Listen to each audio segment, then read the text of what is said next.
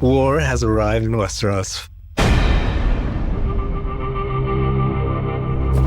I must see the queen. Rhaenyra discovers that Aegon is alive, and it's quite a shock to her. Suddenly, her world is turned upside down. The thing that really gut punches her is this idea that it's being touted as this Arthurian, Christ-like resurrection that shows that he's meant to be the chosen one. The Song of Ice and Fire, the prophecy, all of that is meaningless because now the Faith have this male claimant that they can raise up. Rhaenyra has struggled with it all season long, but she's realized at the end she finally has to just become Daemon Targaryen, essentially, if she wants to win this war, and now she's going to fight this to the very end. Killing the High Septon is insane. You know, she's killed the Pope. When she steps outside of the Sept, she has to find the words to give to the people, and that's where you see her make her speech and lay out her vision for her reign. It's a total Darth Vader moment, and she looks quite fearsome. Rhaenyra has been really trying to shed the prison of femininity. Her arc this season is so much the search for legitimacy. This is about fascist imagery. This is about iconography. Nike!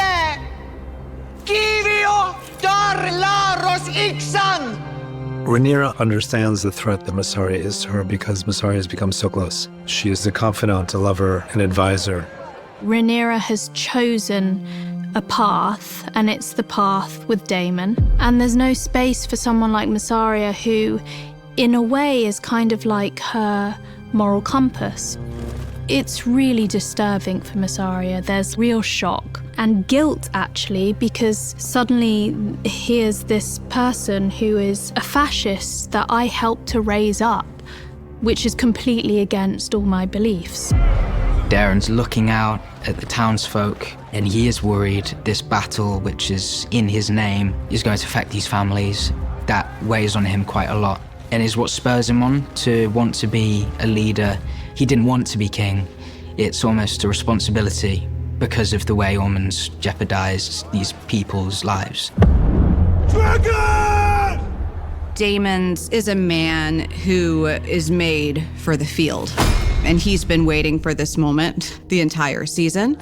The interesting thing about Daemon is I don't think he cares if he's got 20,000 people or if he's got his dragon and his dog. As long as he's got a sword in his hand, he will fight to the death.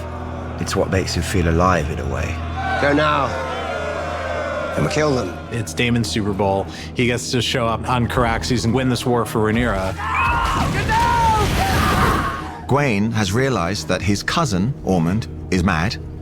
So he figures, I'll give them back the sea snake, and I will proposition them with an idea that, you know what, why don't we let Rhaenyra rule most of the realm and just let Prince Darren rule down here, just a little area, and be fine. Or you can just have a bloody battle, which is just pointless death.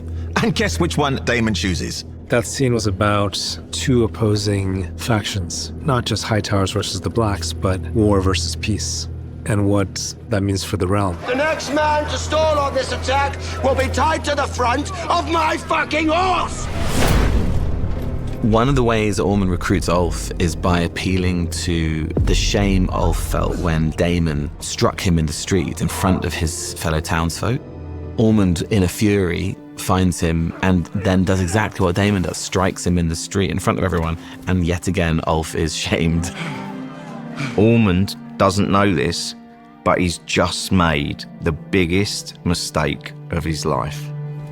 The whole battle spins on a dime, all because one man felt embarrassed. The power of shame. It's amazing. You can have all these huge, big armies, big set pieces, and the thing which really dictates the story is something so small and domestic. I'm burning you lot, and you. I'm burning you lot too.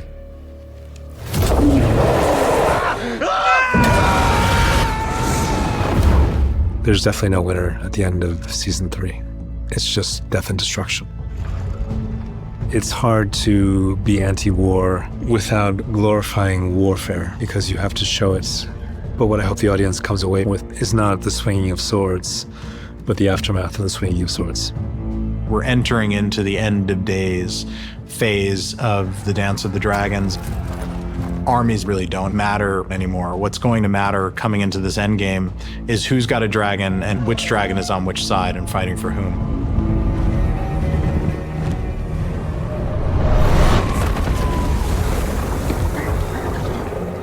When Aemon discovers that his brother's alive, it's a moment of total disbelief. Because of everything that he's gone through in Harrenhal, he's changed, and he realizes that actually he's a pretty bad person. He's really let down by the fact that he's wet and pathetic.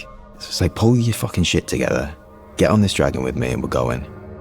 He's torn between Alice, the new life that he envisioned for himself, and going back to the past to his brother, Aegon.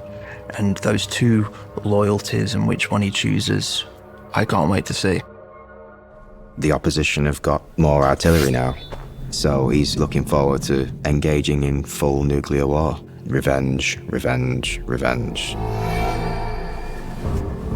Helena sews this beautiful tapestry in which we find an image of herself falling. Helena's draw is nature in the outside world, so there is poetry in the fact that she genuinely throws herself into the world. Helena has realized that she's a prisoner in an inescapable prison. Even if she does get out, so to speak, she never really will be out. She's carrying the king's heir. That child will be either a pawn or be taken from her and killed so that it can't make a claim to Rhaenyra's throne. I don't think she knows fully that Helena is dead, but I think it's just this huge pang of intuition. Something awful has just happened and something has severed and she doesn't know what. It's a magic going out of the world when a Targaryen dreamer dies. As rare as the dragons are, the dreamers are even rarer, and now to know that we're going forward without one of these in the line spells a certain darkness for the days to come for the Targaryen dynasty. At the end of episode 308, Rhaenyra is left sort of alone in her castle. Rhaenyra begins the season doubtful of her rightness. And I think by the end of episode 8, she is resolute in her wrongness. It's an arc that started with tremendous amounts of hope and ends in darkness and desperation. This is a giant crucible, and everybody comes out the end of it wizened a little bit harder, more corrupted, and we just love where we leave off at the end of the season, even though it's another bit of a cliffhanger, so to speak. It's a hook for the next season.